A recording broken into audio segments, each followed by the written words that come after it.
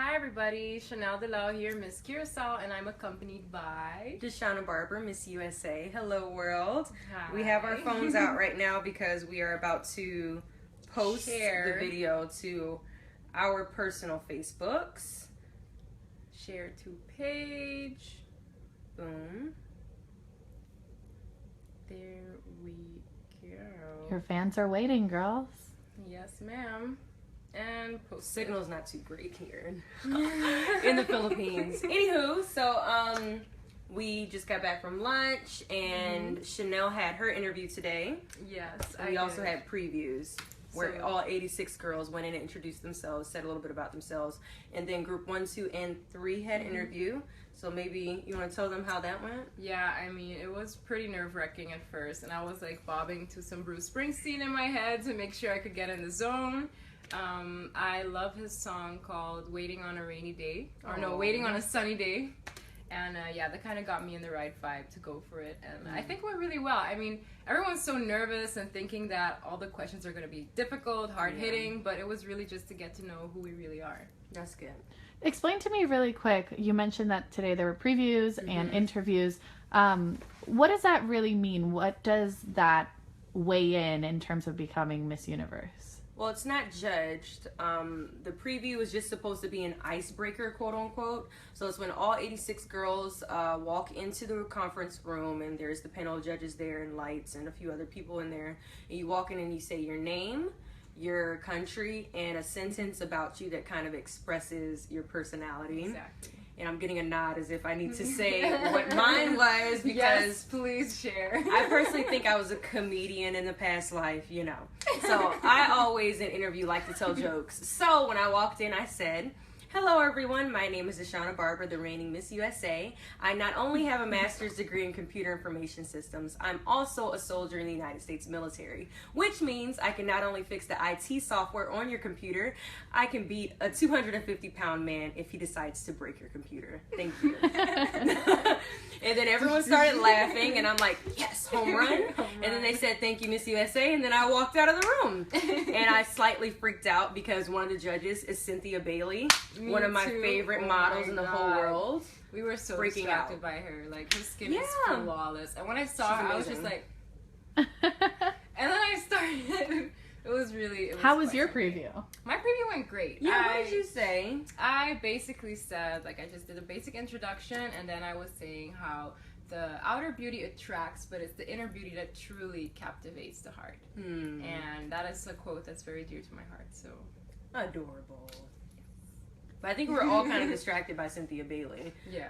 I forgot, because I know, obviously, we're slightly trained in terms of when you're walking into an interview room to make sure you make eye contact with all the judges. Exactly. I messed it completely up. I literally stared at her the whole time.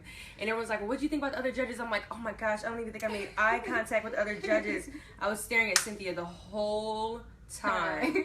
She's my favorite. I have no words. Anyway, No, they I should had a really good warn scope, us, though. Yeah. A warning would be nice. You know, who's the judging panel? I just want to know so that I'm not starstruck when I walk in there. Like, next time they'll just have, like, Channing Tatum pop up. And Yeah! Or Morris I was Chestnut or just Tay like- Diggs. And you're like, come on, guys. You don't think you should have told us? Oh, anywho. But both of you anywho. seem pretty calm and collected and Yeah. confident about how it went, right? Yeah. I'd say so. You have your interview tomorrow. Yeah, mine's so tomorrow, so... I got mine over with. Lucky. So wait, what are you going to do now? What's the rest of your day look like? Well, honestly, I'm just gonna chill, relax. I mean, I promised myself I would go to a spa since before I won Miss Curacao, and I still haven't done that. And that was like 2 October, so we're quite a few months down. I still didn't get a good back rub. Any takers? Anybody who wants to give me a back rub, please? A nice Take back rub me. would be wonderful. And for those that don't know, I went to Curacao in October and Yeah. saw Chanelle crowned Miss Curacao.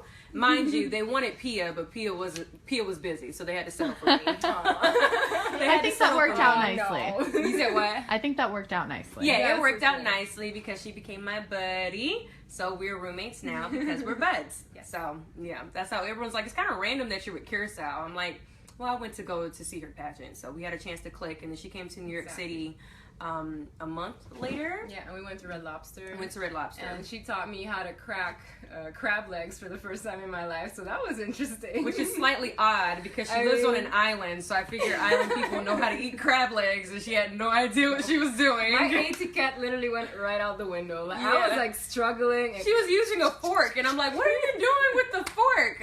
She didn't know what she was doing, so no. I just went through and cracked all of them. She was a professional. She was. I'm obsessed. Because I'm from DC, so crabs is like big, especially Maryland crabs, blue crabs, all that. It's big in DC. So there's a really awesome place in Maryland that I go to have crab legs. Literally every time I go back to visit DC. So anyway, love crab legs. And tomorrow, what's tomorrow? Preliminaries. We also have dress rehearsal in the morning, and after the preliminaries, we have national costume. Yeah, we have the national costume. Yeah. That's exciting. I forgot the time is preliminaries is at 8 p.m.? Yes, it is. I might be wrong. 8 p.m. Manila time. Okay, 8 p.m. Manila time, which is... Will it be live? 7 a.m. 7 a.m. Eastern time. Eastern Standard Time. Is it like a live show? It'll be streamed on the Miss U app, so be sure to download the Miss U app, and you guys will be able to see it streamed live. There's a couple changes that's happening this year. Yes. We won't individually be on the stage. We'll be walking out in threes for swimsuits and for evening gowns, so... That'll be interesting. Yeah, we'll be sharing the stage and kind of strutting our stuffs together, so it should be pretty awesome. I'm excited. To hit the stage. How often do you get to compete for Miss Universe? So. I mean, once in a lifetime experience. Once in a lifetime. So. And can you give us a little bit of an inside scoop on your national costumes? Ooh, you go first. I don't even know what hers is. Have you seen pictures of mine? I want to know what hers is. Well, mine is actually designed by a candidate that participated for Miss Curacao. Really? She was the winning costume. Yeah, Kim Martina. What year was that? No. She participated. So. Wait, but what year national was she? Costume show. What year was she at Universe? No, she was in the Miss Curacao pageant. Oh, I'm losing my mind. Okay. I thought she was a former Miss Curacao. She competed in Miss Curacao. Okay. Yeah, gotcha. And I'm actually very proud to wear her design. And it's a bird called trupial in Curacao. And it's very beautiful. It's like black and yellow and white. And I find it very edgy, so I'm in love with it. I feel honored to wear it. So I'm really, really happy to show it off. Nice. And you've tried it on and it's ready to go? Yes, it's ready to go. There was some altercations, and it's perfect. It fits on like a glove, and I'm ready to rock it. And where are you keeping it in your room? Oh no, we actually have it in the hospitality room. Yeah. Ooh. So you can't get to it. Hiding it. So mine was shipped. Because it's way too big to carry on the plane. I did bring a few pieces, but this will be my first time speaking on my national costume. So dun dun dun dun dun dun. For everyone in the U.S. So everyone knows I'm in the military now. Obvious, it's been the forefront of what they've been kind of showing off in terms of my reign. So. At first, it was like, we have to do a military theme. We have to make sure that the uniform and the costume is covered in camo and all this stuff. I'm like, guys, let's not go too army. I think they get it. So I was like, why don't we capture the essence of a soldier? And the essence of a soldier, they're considered a superhero. They're considered a fighter, a warrior, somebody that's like a gladiator all in one in the eyes of kids and even whoever they're fighting for in terms of U.S. citizens. So I was like, why don't we do a superhero theme? So that is exactly what I'm going to be, is a American superhero. So I have a really, really, really cute all platinum silver costume with a shield that has blue and red on it, and it's covered in platinum silver around the shield. And there's 2 eagles, which represents the military, specifically the Army Reserve. And it also has a really cool surprise that I do want you guys to have a small surprise. So there is a surprise that might pop up behind me. But the main thing is that it's a shield, and I have these a wings headgear where it's 2 wings that's kind of sticking off. I know I'm doing bad at describing, but I'm doing the best I can. I honestly, when I saw it, I saw it. Oh, you saw it? I showed pictures. I can't. But you haven't seen Curacao's? No. I couldn't keep my mouth shut. I was really excited. I was really excited. Well, I like her so much because it has like this Captain America feel. Yeah. But it's like this female Captain America feeling, but just all platinum. It's gorgeous. That's a good way to put it. I didn't think of Captain America. I felt like when I saw it, I was like, ooh, Captain America. Yeah. Instead of the star, it's two-headed eagle. So it's quite cool. Well, thank you. I'm glad you like it. I'm glad you like it. Glad you like it. Well, we wanted to keep it platinum silver because every year, all the Miss USAs, it's just so much red, white, and blue. I'm like, I think they get that our colors are red, white, and blue. We gotta be different. Yeah, a little bit different. So I'm like, why don't we do everything platinum silver, and then just one piece of it be red, white, and blue, and that's just the shield. So, yeah, we good. So you mentioned the essence of a soldier. I want to know, to each of you individually, what's the essence of Miss Universe? Ooh, good question. You want to go first or me? Well, I can go first. I think the essence of Miss Universe is to be confidently beautiful and radiate confidence from the inside and out. I feel like as a Miss Universe, you're supposed to touch anyone in your environment. You're supposed to be this positive, glowing, and approachable energy that anybody can come up to, that they can feel just a sense of love from. And to me, that's just the essence of Miss Universe. Confidently beautiful from the inside out. Similar to hers. I agree totally. I think that the essence of a Miss Universe is confidently beautiful, and I think she's supposed to be a universal, international representation of women. And I think that that's why it's so awesome that we're all on one stage, because we represent so much diversity. We represent our culture, we represent our values and our morals all on one stage, but still showing that we can stand here and represent women as a whole on a universal level. So to say that, I think that the essence of a Miss Universe is power.